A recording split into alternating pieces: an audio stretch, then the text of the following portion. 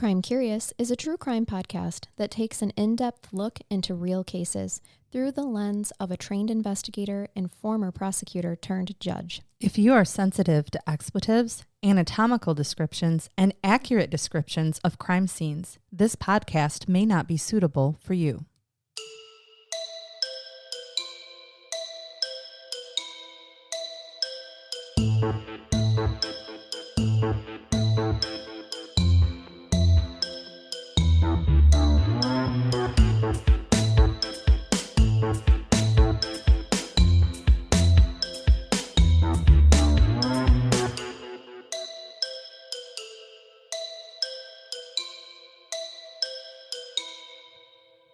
Have you or someone you love been a victim of a crime that's still unsolved? Crime Curious has teamed up with one of the top private investigation services in the Indiana and surrounding area. If you have listened to us long enough, you know that we do not seek out services or products that are meaningless to us or hold no real value. So you can trust us when we say that Corbett Investigations comes with decades of experience you won't find anyplace else. Corbett Investigations is run by a former homicide commander of one of the country's most successful homicide units, has put over 400 people in prison for homicide, handled over 1,100 death investigations, and solved 33 cold case murders. To be real with you, Mr. Corbett had a really difficult time telling us what we should highlight in this segment because he does not like to sound like he's bragging. Solving crimes has been his life's passion, and he has never done it for the accolades or recognition. He has a whole team behind his services that help him be so successful, as they specialize in things like blood stain analysis, ballistics, crime scene reconstruction, and forensic pathology, just to name a few. When you contact Corbett Investigations, you talk directly with Tim Corbett. He is hands-on with every case and can travel anywhere that's needed to get the job done. Corbett Investigations prides itself on honesty, truth, feet to the ground, real investigation work, and the strength to stand up to whatever is in the way of solving the crime. Corbett Investigations specializes in complex homicide cases, sex offenses, and criminal investigations that are old and new. Tim and his team have a reputation for finding witnesses and information that others could not. Although we hope none of our listeners ever need private investigation services, if you do, we recommend contacting Corbett Investigations and mention this segment on Crime Curious for a free consultation. Contact Tim Corbett today at 574-229-8115. You can also check them out on Facebook at Corbett Investigative Services, Inc. Thanks for listening, and now on to the show. Welcome to Crime Curious. I'm Charnell. I'm Megan. Hi, Megan. We have all of our Gree-Gree. Squeaks, squeaks. We should tell people the newest Grieg that we've got. This is general audience, so It is. We're just fresh back from vacation. Poor Megan got sick. I always get the plague when I go on vacation. I know. And influenza. I was miserable. I'm so sorry. And I'm still randomly might cough, so I apologize. But I have a really fantastic low voice right now because of it. It is quite sexy. I do sound like a 2-pack-a-day smoker right now. You kind of sound like Phoebe when she was singing with Cat her cold. With her cold. Yes. Yeah, that's exactly it. It's super sexy, but This side's a little bigger. Like, you might have a problem. Oh, there's a medical condition somewhere in there. We're going to shout out Tasha. We have crocheted genitals. We do. Our male lovely ones. Our lovely Tasha brought us more Gree-Gree on the cruise. We love her dearly. By the way, it was just wonderful getting to know her and her family more, hearing about her lovely husband, Brian. Shout out to Brian. I know he listens, and her children. Thanks for letting us borrow your wife. She was incredibly sick too, by the way. Did she get sick? Yeah, real sick. I'm the only one that did not. Jason didn't either. Neither did Matt. Yeah. The one with the heart condition. Yeah. Did not. No, you and him having recently had all of his health problems. Yes. And then there's you. So the three of you didn't get sick. Tosh and I got horribly sick. I don't know. Girls. I don't know what happened. Yeah, so just shout out to Tosh for the wonderful Gree-Gree. We're squeaking it. It is a crocheted phallic, very anatomically correct, with squeakers, right where you would think your there'd dogs be squeakers. Want to play with these so bad. Absolutely. Let's shake all of our other Gree-Gree. Yes, I did. I shook the kangaroo sack. And so much good juju in this studio, and it is lovely to be back to the studio. And with that comes change. So just a warning for everybody. Don't worry. Nothing big. Nothing is happening. We're just going to start redoing some old episodes. With my perspective. For sure. With an added Megan perspective. If you have been a fan of the podcast for a long time, you know that when I started this back in 2021, I had a different co-host. And that was lovely. And it went on for about 1.5 years. And then she had to depart. And so we brought on lovely Judge Megan. Well, since then, I've left those episodes up. And I think that it's time now to start slowly redoing those with Judge Megan's perspective and really making Crime Curious podcast what it is, which is our beautiful friendship come into true crime form here. So this is a redo of our Crime Curious's very first episode. I love this episode. I'm a fan. So many years ago, this was my very first research. I did beef the research up more because now I'm a better researcher, having done this now for, I can't believe I'm about to say this, but almost 4 years. Right. January will be Crime Curious's 4th year anniversary. That's insane to me. Who doesn't love a do-over too? Yeah. To go back from your first case and be like, okay, that was an amateur. Now professional Charnell's going to research this for you. I have to tell you, listening to it, I cringed. Yeah, I do. I cringed so like my hard. very first episode I did and stuff. Yeah, I know. It's okay. So at some point we will have to like redo a first episode, to just start as number 1 so people that organically start coming and listening can just listen from day 1 and learn about both of us and whatnot. But for now, I'm just redoing them and plugging them in at the, tacking them on to the next episode. And it's going to be good, guys. But this is the amazing survival story of Mary Vincent. I like I said, I added on to the research, but I did read a book for this by Fred Rosen called The Mad Chopper. So that is primarily the source that I used, but I had to go back and refresh my memory a little bit. I have a very good memory. You have a great memory. I did have to refresh it a bit. So this case is going to take us back to 1978.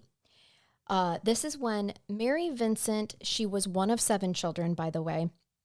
Her birth order is kind of in the middle. She is described as a free spirit and a bit of a wild child. Like I said, this is a survival story, so she is still out there telling her story and sharing her amazing survival story with the world. On September 26th, 1978, 15-year-old Mary Vincent was hitchhiking from Las Vegas to her grandfather's home in Corona, California, which Google told me that the walking distance would have been about 4 days. Oh, damn. Mm-hmm. But people hitchhiked in the 70s. Absolutely, because driving was only 3 hours. Yeah. So, yeah, I see and the now, appeal. with the way that we drive and as fast as cars go and speed limits increase, it probably takes an hour and a half. It probably does. It's probably not that long. And as you said, hitchhiking was a very common form of transportation. And who are we to judge? We use our cell phone to hail an Uber that's driven by a total stranger. Fair statement. Hey, we did that several times in Miami. Many times, we? yes. Mm-hmm. We had mail protection with us. Yes. And I don't mean a Trojan. No. I mean spouses. Our actual spouses, for sure. But to be real, this is a normal part of today's society that we do this. To be real, you're probably far more dangerous than either of those men either because you're scrappy. I'm extremely scrappy. You're taking parts nails. with you. I am. And I don't look like I would be, so that's you do. Oh, really? Yeah, like a spider monkey. Oh, what did you call me on vacation? A capuchin? You're a capuchin. Yes. So the other thing is that Mary had run away from home because she was struggling with her parents' divorce, all right? But she wanted to go to her grandparents' house, her grandfather's house. And she wasn't alone. She was traveling with at least 2 other girls at the time. So a blue van pulls up, and it was driven by 51-year-old Lawrence Bernard Singleton, or as if you remember from the first time we recorded this, yes, Shit-Stain Singleton. A lot of articles say at the time that his life, he went by Larry instead of Lawrence. And then in the case that follows that you'll hear next week, which is a separate case with a separate victim, you'll see that he goes by Bill later in life. So he's Lawrence, he's Larry, and then he becomes Bill. I'll most likely refer to him by his last name or Shit-Stain because he really doesn't deserve, a name. A name, as is our tradition here on Crime Curious. Yeah, when they crawl from the bowels of hell. Mm-hmm. Yeah, we don't care really what his name is. Not their given names. He did work as not his government name. Not his government name. We don't name him instead. He worked as a merchant seaman, but he's recently been divorced for the second time and has no real direction in life. Reports said that Larry was wearing overalls when he picked Mary up, and obviously he was 51, which to a 15-year-old practically made him elderly, but therefore trustworthy, because he's a 51-year-old. He's safe. He's like dad picking you up. Yeah, should have been. I think we can all agree that people are dicks at all ages, right? So we have to trust no one. And there's only about 7.5 people that I trust on this earth, one of which is sitting across from me. Even if you did take me in downtown Dominican Republic and I was a little nervous about what we were going to encounter. I know, but you also told me you're overly confident at times. And I was like, is this one of those times? Maybe. When we went down that one real bad alley, I thought, this might be it. We die together. And I very quietly and silently said, well, we might be in a bad part of town now. And you went, I think so. Just super upbeat about it. I was. And I had a hitch to my giddy up and I was walking like, we're fine. This is fine. Walk with purpose. Wrong. Walk with purpose. Walk with purpose. Oh, good times. Here's the thing. Larry Singleton claimed that he only had room for one person, despite, remember I said that he was wearing a van. He was wearing a van. Wearing a van? He was driving a van wearing overalls, the same color as the van, as a matter of fact, because it was a blue van and he was wearing blue overalls. I feel like there's lots of room in a van. Also, the van was empty, but he said he only had room for one. Several articles that I read said that there were 2 other women traveling with Mary, and they advised her not to take the ride with the man in the blue van. Something about him set off alarm bells, but Mary was tired, and she just wanted to get to her grandpa's because she was running away. She was running away from trauma. Singleton even admitted that he was not going towards Corona. He was headed to Reno, but he'd be happy to take one person. Okay. So yeah, we are, it's Larry red even flags made it everywhere. obvious. Mm-hmm. He did. I mean, I don't feel like he was really trying to hide the fact that he was a perpetrator when multiple butts can fit in that van. Well, and he's the only girls willing to take one. instinctually too were like, no, don't get in it. Not just you. Yep. It should also be noted that Larry had a teenage daughter himself at this time that he was not on good terms with, and a significant history with alcohol use. So there's definitely some psychopathy with him, but I do wonder if what he ends up doing to Mary is mentally connected somehow with the estrangement of his own teenage daughter. Either way, we will come to find out that he's very misogynistic and just an all-around bad dude. The beginning of the ride was uneventful. They planned the route she wanted to go via Interstate 5 towards Los Angeles. According to Chilling Crimes, the 2 even stopped at Singleton's house in San Pablo for him to get something. Really? Yes, I couldn't find what he got, and I really hoped that it was not a weapon, but it just kept referring to him stopping. I don't know. It's possible that Mary didn't know what he stopped to get. I know this is just a bizarre and uncomfortable part is that they're driving around. He doesn't even attempt anything during the first part of the drive. They stop at his house. He doesn't attempt anything there either. No, he has an opportunity to perpetrate, yeah, and at that point in time, and doesn't. Okay. So there's this situation where Mary sneezes and he reached over and touched her neck like, oh, are you okay? And she was like, don't touch me. Do not be touching, don't be touching me. There was just something tickling my nose. It's good now. You've said, bless you. My soul's back into my body. We're square. The ride continued. Mary relaxed enough to go to sleep. It's the whole reason she took the ride. She was exhausted. I know what you're thinking. Never fall asleep. But I think that she probably felt if he didn't attack her in his house at this point in time or at his house, like a lot of perpetrators would do, she's probably feeling pretty safe, other than the creepy touch of, are you okay, being kind of dramatic after she sneezed. Right. When she woke up, she realized they were, in fact, not heading to the interstate. Shocking. According to a great article in the San Francisco Chronicle, she became angry and picked up a pointed surveyor's stick that she had noticed earlier that was next to the passenger seat. Okay. She picked it up and kind of brandished it as a weapon, if you will, and demanded that he drive her back to the freeway. "I'm sorry," he said. "I'm just an honest man who made an honest mistake." And he turned the van around. All right. After a while, he stopped the van, claiming that he needed to go to the bathroom. So Mary gets out to stretch her legs. She bent down to tie her shoes, and this is when we're going to do a trigger alert. Okay. Because as she's bending down to readjust her shoes, tie her shoes, Singleton comes up behind her. He strikes her in the head and the back with a hammer. Now, the hammer possibly could have been what he went to his house to go get. He seems like he had plenty of shit in his van, though. Yeah. I mean, surveyor stakes, there's a weapon. Yeah, definitely. I don't know why when he was a seaman. Of course, he had a lot of odd jobs, so it's possible he was a surveyor at some point in time. Okay. Or a handyman. Or he stole somebody's survey stakes. Good point. Some sources said that this hammer was a sledgehammer. Others just referred to it as a hammer. Either way, I think we know it hurt. It doesn't. Those are nuances that do not matter. Well, he could have killed her with it. Yes. Now, here is the bigger trigger alert. Bigger trigger alert to sexual misconduct. So Singleton forced Mary to perform fellatio on him and said some crude words to her, like, "You better suck hard, bitch," and threatened to kill her, of course. So she had absolutely no choice but to do as he demanded. Next, he tied her arms behind her back and threw her into his van and sexually assaults her. Okay. Now we're starting to see why was no other room for other butts in that van, because I think from the get-go, he had every intention of picking up a girl to sexually perpetrate on, and obviously didn't want multiple to have to deal with. But I think that he just didn't have it in his mind of when. Or maybe how.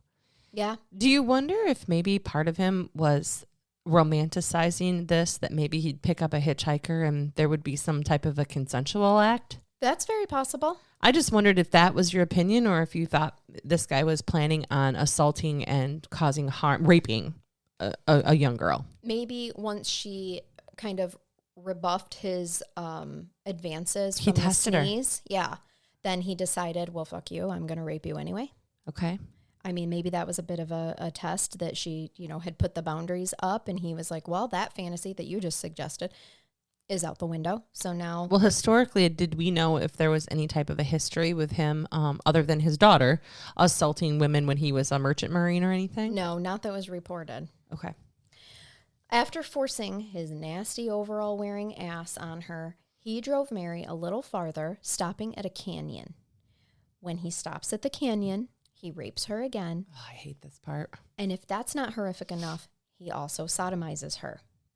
Now, throughout this, Mary is begging him to set her free, which is important for later. He forced her to drink an unknown fluid that was likely alcohol, but this isn't clear information on exactly what it is. Whatever it was, it did cause her to pass out and feel woozy. So it could have been a chemical. It could have been alcohol laced with something. It could have been all kinds of combination of things. As Mary was coming to, she recalled being drug away from the van. So this, as I put in my original notes, and I'm going to repeat it again. Because it bears repeating. It does. This mucus plug of the earth told Mary, "You want to be free? I'll set you free." And he cut the rope from her hands. Then he proceeded with an axe. Yes. To first cut off her left arm. And this happened below the elbow in 3 swings of the axe. Next, he grabbed a hold of her, held her down, and cut off her right arm. He would say later that he did this as a way to prevent the police from identifying her body. Okay. No, it wasn't. It wasn't. And also, it was mutilation. There's dental records. There's all kinds of ways to be able to identify her, you fungus, So I think... He did all of this while she was alive. He was torturing her. Absolutely. Yes. He could have killed her at any point, even kind of peacefully, and then tried to dispose of her body by doing what he was doing after, posthumously, right? Sure could have, especially considering he drugged her. He could have drugged her to death had he not wanted to torture her. Right. So whatever excuse he's trying to say, I think is complete bullshit too. Although this is a gory detail, I do want to share this moment because I think it helps foreshadow the way that Mary hung on to her life later. But when Larry removed her right arm, it was actually still attached to Larry Singleton because Mary had been awake, alert, and fighting for her life the entire time. She recalled in several interviews that she was confused at first, watching him shake something away from his own arm as if in fear or disgust. So she'd grabbed a hold of him. She had. And the reflexes, right, from the nerves, even after the arm was severed, was still clinging to him, and it freaked him out. Next, he pushes Mary down a 30-foot embankment known as the Del Porto Canyon and stuffs her into a concrete culvert, which is a drainage pipe, as some might be more familiar with, leaving her for dead and screaming at her that she is free now. Mm-hmm. The thing is, Mary wasn't dead. She kept telling herself that she needed to stay awake, to get help. How much blood? I mean, can you imagine the amount of blood she's lost at this point? No, how is she still conscious? I don't know. I don't know she's how her Superwoman? body... Yeah. Adrenaline? How is her body not shut down and made her just pass out so that she didn't have to feel the pain anymore? Exactly. I mean, from the shock. How? Because she was meant to. She was meant to survive. And she made sure of that. She kept telling herself, like I said, that she needed to stay awake and that she needed to get help or he was going to do this to someone else. So can you imagine being so not all about yourself like that in a moment of trauma and shock, thinking of other, like, if I don't stop him, he's going to continue to do this. So obviously, as you said earlier, she's superhuman because she's not just thinking of her own survival. She's thinking of, he can't keep doing this to people. She's probably at this point wondering if she's even the first one, right? Which I think we all are, you know. She was woozy, in shock, and in unimaginable pain and desperately wanted to go to sleep. But instead, she brilliantly packed her severed arms with mud to stop the bleeding. Who would think of this? I don't know. That's just, Megan, I don't even know if some of the most specialist trained first responders. Why am I struggling with words? Yeah, responders. I'm not certain that all of us could even be that smart in that moment, right? Because the state of shock. She wanted to survive. Yes. And so she just thinks to pack all this, and oh my God, the pain, how that had to have hurt, to have packed it enough with mud to stop the bleeding. I don't know at that point in time, are you even feeling pain anymore? I don't know. That is curious. I mean, they destroy nerve endings up there. Plus the adrenaline. Oh, yeah. Plus the shock, which is supposed to act as your own, kind of defense mechanism. Mm-hmm. I'm just still shocked that the amount of blood that she would have lost, that she was even able to stay conscious or regain consciousness to get herself back up to the road and have the strength to do it with no arms, you guys. Yeah, that's one's cut off at the shoulder, yes, and the other is cut off around the elbow. Yeah. So she followed the sounds of the traffic on the highway that was at the top of the canyon. And this was her goal. She had to reach the top of that canyon to get to the traffic. So she does. She has these essentially packed, wounded nubs for arms and gets herself somehow, crawls to the top of the canyon where the freeway is. She had spirits looking out for her. Absolutely. That's a guardian angel kind of thing that girl had. So once she reaches the top, she is fully naked at this point in time. She's bloody and, of course, had to look just a general mess because she had just been through the first ring of hell. This is the part that terrifies me, is the people driving by seeing this scene of this horribly victimized woman. But to them, this is scary, right? You're driving through the desert and you see a bleeding, muddy, naked, you think female with no arms. Like, I know that's awful to even think of it that way, but this is the human condition. And we're going to look at something like this and be scared. Terrified for our own safety, right? Because you don't know what that is, and you don't know what did that to her. Is it following her? Or even what is she to begin with, right? Because your mind does weird things, especially when you're traveling. And then there's a complete opposite type of person who natural instinct is to pull over and render aid. Well, and that's just it. I think that your mind has just a few seconds to decide what it is seeing. Yeah. And the first vehicle that came upon her sped away because I'm sure of how she looked, not knowing if it was even real. Okay. You just never know we can't judge that person.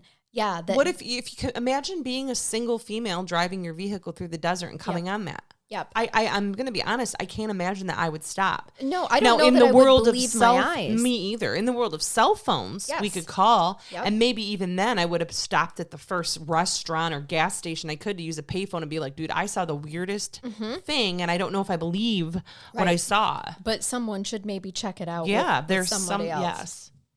She said later in an interview that she did not blame the vehicle that didn't stop one bit, which I think is really huge of her. She then had to keep walking for another 3 miles. I can barely walk 3 miles without complaint on a regular basis. So Mary, here she is missing 2 body parts, had been beaten, had been raped, had been given alcohol, had been sodomized. Or poisoned. We don't know what she took. Yes, exactly.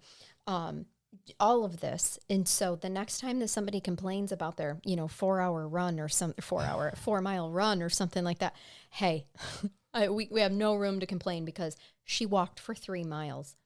And the next car to come upon her, she completed a desert marathon with no arms. She did. Yeah, that's a different type of competition right there. She wins. She wins them all.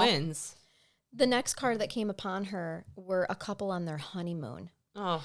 According to the LA Times, a court document revealed that the couple described they had found Mary holding her arms so that the muscles and the blood would not fall out. You guys, she had the sensibilities about her after all that she had been through to keep her arms above her head. The couple wrapped her in blankets that they had in the car, and they took her to a nearby airport where the first chance was at getting to a phone. There's no cell phones, of course. Of course. All she could say in all of this was, he raped me. Yeah, isn't that because as women, my God, you're missing your arms. I want you to put this into perspective. If you're a man and maybe can't comprehend what it's like to be sexually assaulted. Mm-hmm. She had both of her arms cut off, and the first thing she said was, he raped me, because that's how violating it is. That was the biggest violation to be sexually assaulted. 100%. Yep. And again, keep this into perspective. Anybody who wonders what it's like mentally traumatizing to be sexually assaulted, a woman who had both of her arms cut off asked for help and said, he raped me. Not he cut off my arms. Yeah. Yeah, exactly. That means the rape was worse than losing both appendages. Mary was able to provide a detailed description of Larry Singleton from her hospital bed. So much so that a composite sketch was made and blasted all over the news. You know who ended up seeing that sketch and recognizing old shit stain? His daughter.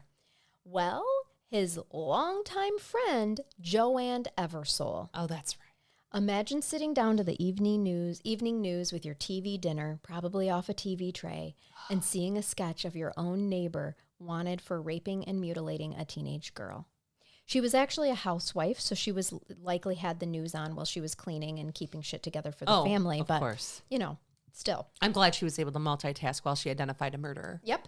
As her neighbor, by the way. Good Longtime friend and neighbor. Hey. So Larry was arrested in Sparks, Nevada, October 9th, 1978. When arrested, this shit-stain claimed that Mary was a $10 a night whore, and he claimed that there were 2 others in the van with him that night, even another guy named Larry, so that explained if there was any evidence found. And, of course, there was mounting evidence.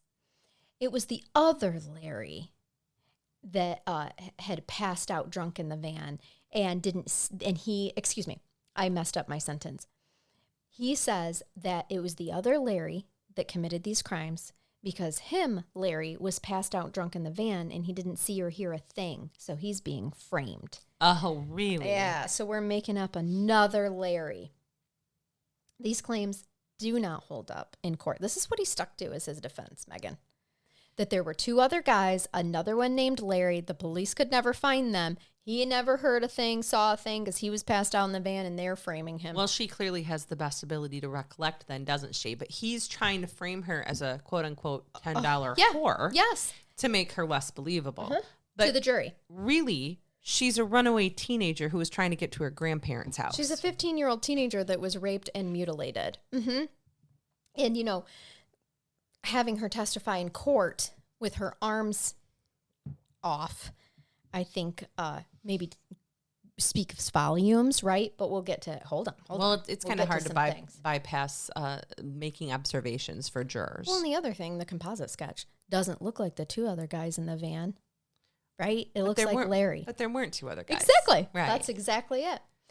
So they don't hold up for the grand jury. Mary herself testified like the badass bitch that she is. She picked him out from a lineup of 6 other men in front of the grand jury as her attacker. It should also be noted that Mary only ever refers to Singleton as her attacker and has never used his name. He doesn't deserve a name, Mary. No. According to Criminally Intrigued, Singleton later admitted that he whispered to Mary in the courtroom, quote, "I'll finish this job if it takes me the rest of my life," end quote. Oh. This led Mary to go pale and to flee from the courtroom. Really? Mm-hmm. First of all, we don't allow perpetrators to get close enough to victims anymore to be able to whisper anything. This would not go over well with me. Oh no, Judge Megan would not allow this. Unfortunately, they can be close enough. My courtroom is not set up to appropriately distance adult victims. Okay. You could certainly say something or whisper, but you're going to hear it. Somebody else had to have heard it. Oh yeah, because I mean it was. I mean, it's been documented. Well, granted, Mary herself says this. So did Larry. Oh, okay. Larry admitted. He admits he whispered this that he to her. said this. Yeah, yeah. Why did he hate her so much? I think he hated all women. He was rejected because he was a loser. And I think she represented all women in his past. On March 29th, 1979, a San Diego jury convicted Larry Singleton of kidnapping, mayhem, attempted murder, forcible rape, sodomy, and forced oral copulation, aggravated mayhem, and the use of an axe to cause great bodily harm. Okay. Everything that they could, they did. Mayhem is the actual torture piece. Mm-hmm. The judge who delivered the sentence said, quote, "If I had the power, I would send him to prison for the rest of his natural life." End quote. This is important to note because all the court could give this shit stain was 14 years. That was the max because she sentence. lived. Because she lived. Because she lived. Yep. Because she was a survivor. Max sentence for this kind of crime in California at the time, 1979. But here's the real kick in the sack. Singleton only served 8 of the 14 years. He was released after 8 years on good behavior. Yep. So, gag me with a spoon. This guy gets out. Clearly a danger. This was not a crime of passion. This was not like a voluntary manslaughter situation where somebody walked in on their wife in the arms of another man. This guy probably planned, at least at some point in time, premeditated what he was going to do to her. I firmly believe he's raped women before, Megan. Well, so do I. That's why I wondered if there was any history. But we're talking about the late 70s here, so I don't know. We don't know what his history was back in the 50s and such. We don't, when men were allowed to just take what men wanted. So the other thing I want to point out is, I'm sure he was an upstanding prisoner in the prison system because there's not a plethora of 15-year-old girls to rape and torture in prison, right? No, they're all waiting for him when he gets out. Yeah, right. Oh, I'm sorry. Not another, $10 whore to pick up in prison, right? While serving his measly sentence in San Quentin, which we know is where Scott Peterson has spent a lot of his time. A lot of the most dangerous criminals have been in San Quentin. He was interviewed by a freelance writer named Amanda Spake because he reached out to her for an interview. Oh, did he now? Bitch, please. Spoke had this to say to Singleton, quote, "Singleton was convinced that the psychiatrists who were evaluating him had it all wrong.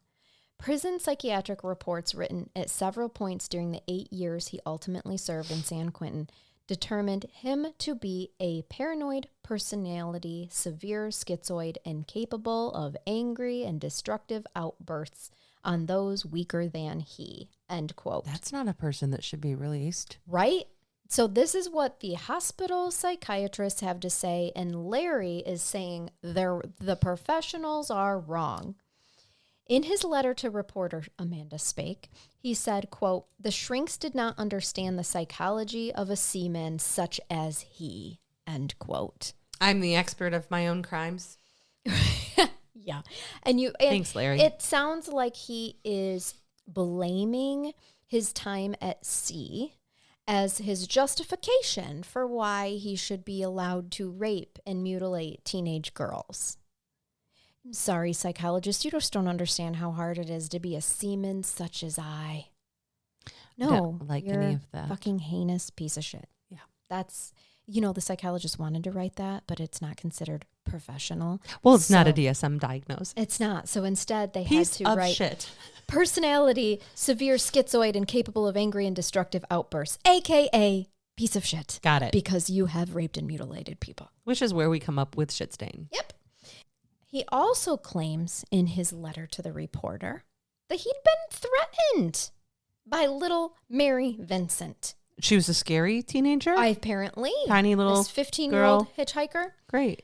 He claims she was a sex worker who kidnapped him after he was nice enough to give her a ride. Oh. She kidnapped you from the passenger seat? Oh, was it when she held the stake up at him? Mm-hmm. Could be. I don't know, Megan. You know how people, demented people, and I don't mean mentally ill people, because mental illness is not your fault, but it is your responsibility. But this guy, it's not mental illness. This man is wretched. He's a psychopath. He is a psychopath. He knows right from wrong, and he's choosing wrong every single time. He also claimed that Mary tried to maim and kill him. He says, "Everything I did was for survival." Oh, forcing her to perform fellatio on you was for survival? Okay. Tying her hands behind her back and raping her was for survival. Sodomizing her was for survival. Cutting both of her arms off was for survival. Yeah. Okay. Throwing her down a canyon. Also for survival. Yeah, that's right. And making sure she was stuffed in a culvert before telling her she was free was for his survival as well. Right. Yes, because clearly he was very defenseless. Apparently. Right.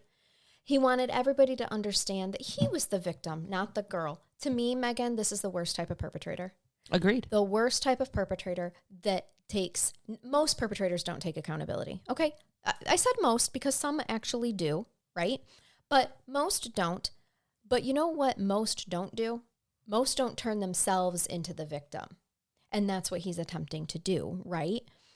That's what makes him the worst, is that he is trying to spin this narrative that he did everything that he did in self-defense. Tell me one case where you rape someone as self-defense. Never. Killing her would have been more humane than what he did to her. Yes, absolutely. That would have truly set her free. Yeah, he was out to torture. Mm-hmm. Mm-hmm. Power. So control. Yes. He says everything he did was for survival. He wanted everybody to understand that he was the victim. He did not mean that he hated sex workers, he claimed. Sailors, quote unquote, sailors, he assured her, are never hostile towards sex workers. Of course, he was using a much more derogatory name for sex worker. Yeah. And that I'm just not interested in using here. But to paint the picture, and quite frankly, here's what pisses me off. Let's say she was a sex worker. Doesn't matter. So what? She did not agree to be raped. She didn't agree to be sodomized and maimed and thrown and left for dead. No. Right? So none of that matters. All right. So when he makes parole, the community is outraged. They don't want him paroled in California. They don't want Larry Singleton, a.k.a. Shitstain, anywhere in their community at all. At one point, he was living in a trailer on the grounds of San Quentin Prison because that's how much that California didn't want him. There's no place for him to go. Yes, they couldn't parole him anywhere. And if you've ever seen pictures of him, he's very unfortunate looking. So Right. old bulbous nose went back to his hometown of Tampa, Florida, which Tampa doesn't need any more shitheads. They have enough. Of which we will see in next week's episode, that Tampa is not happy to have him either, in hindsight.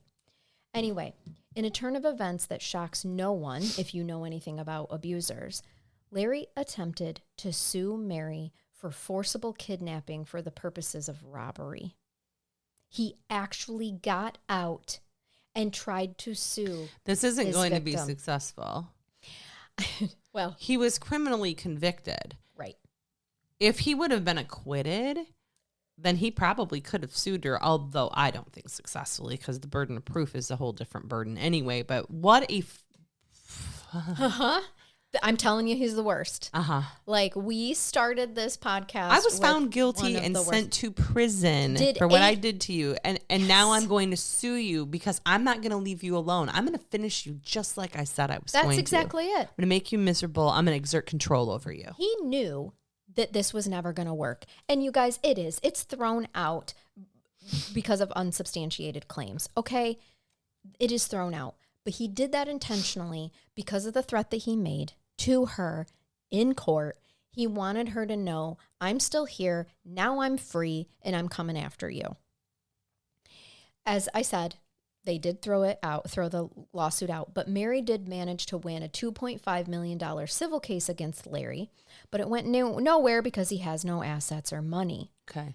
So we're going to leave shit staying right here in Tampa, just being a douche until next week. All right.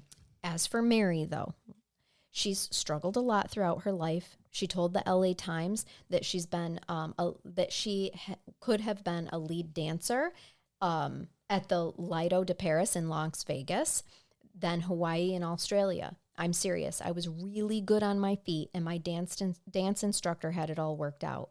But when this happened, they had to take some parts out of my leg just to save my right arm. After that, I wasn't able to dance anymore. This man stole dreams from her. Yeah. The weak sentence left her with a feeling of constant terror that her attacker would make good on his claims to finish the job.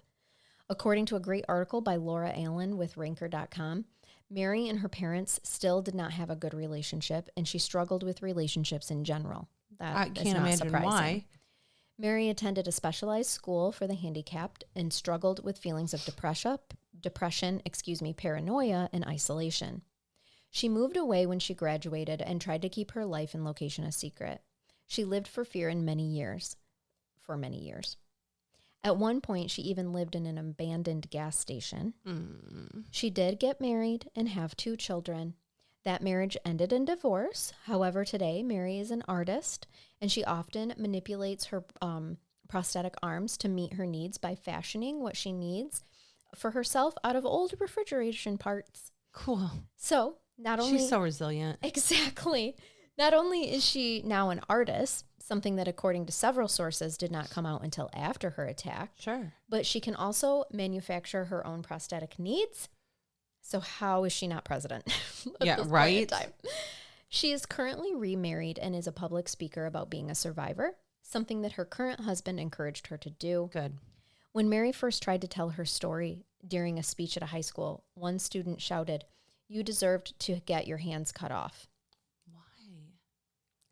What is because wrong with children? Kids are so awful sometimes.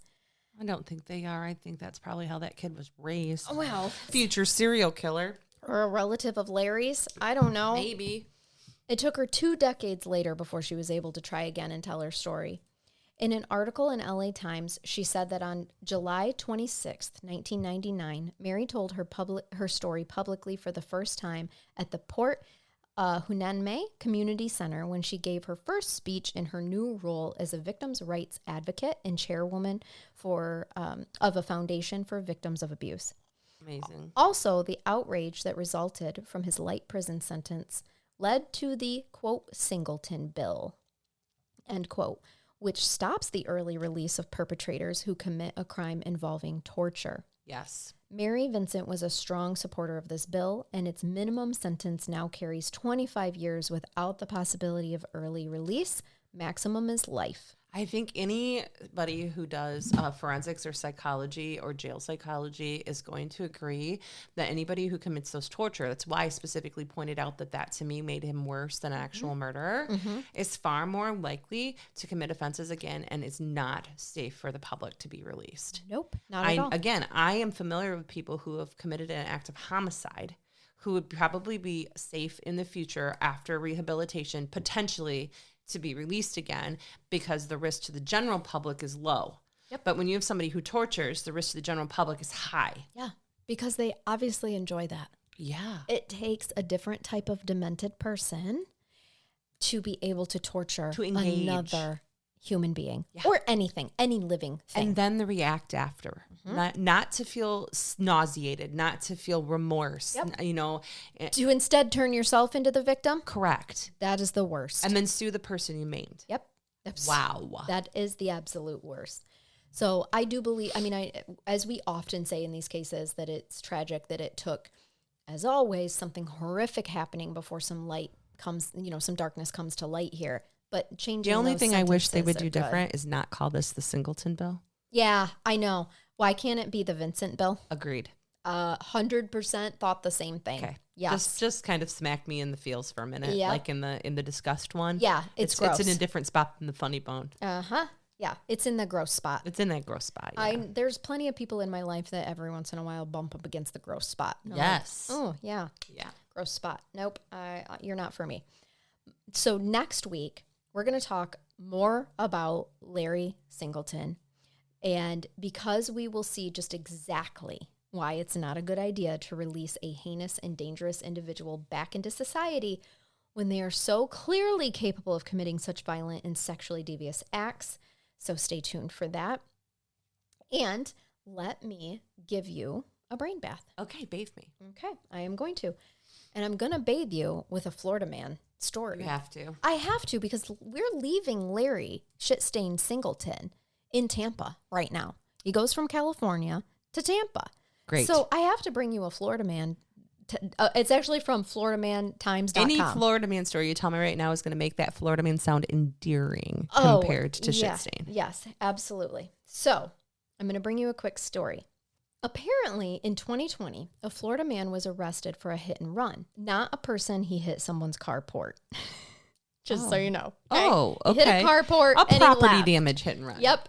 When he was being arrested, he told the police to Google him because he's actually the Florida man who once saved a woman while wearing an Easter Bunny costume. Oh. Sure as shit, he really is the man who fought another man in downtown Orlando in a giant pink-ass bunny costume.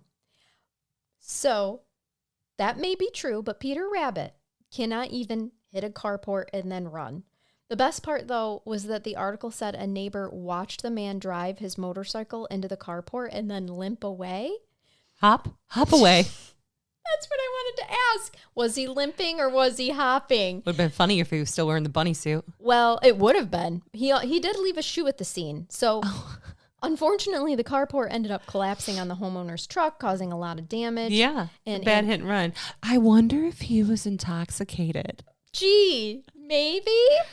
Nobody ever runs from a property damage accident unless they are under the influence or got warrants. Plus, you're on a motorcycle and you hit a carport, you're probably under the influence. I imagine you don't feel real great after you do it either. You don't. That's limping why away. He left one shoe. Maybe that's why he was limping. Maybe it was a tall shoe. It was a clog. He wasn't really hurt, guys. It's just that he's kind of short, so he wears clogs. Oh, shit, Charnell. He was just actually unbalanced. That's really what was going on. Oh, my God. Regardless, Antonio McDonald was charged with hit and run and driving without a license. Oh, no, Antonio. Even though he was trying to plead with the police that he's not a bad guy, he saved a woman from an attacker in a bunny costume. I'm the hero Easter Bunny girl. Yes. I'm him. I'm him. He is I. Also, you're in a costume, man. How can they prove that was really you? I know. Oh. Everybody tries to say they're the pink Easter Bunny. Right. Listen, my ex-husband told my kids that he was the Easter Bunny for years. Okay, so just anyone can claim to be the Easter Bunny, but there's in fact only one Easter Bunny. Fair. True. I believe you. Yeah. All right. Thank you so much for hanging out with us on this redo, and for continuing to support our podcast. I blanked out on words. It's okay. It felt like the first time. This felt like the first episode. Channeled the first episode all over again, because we haven't been in the studio for 2 weeks because we were on vacation. It's true. So we're basically new here. We really are. Well, we usually end by saying until next time. Keep it curious. Keep listening. Bye-bye. Bye-bye.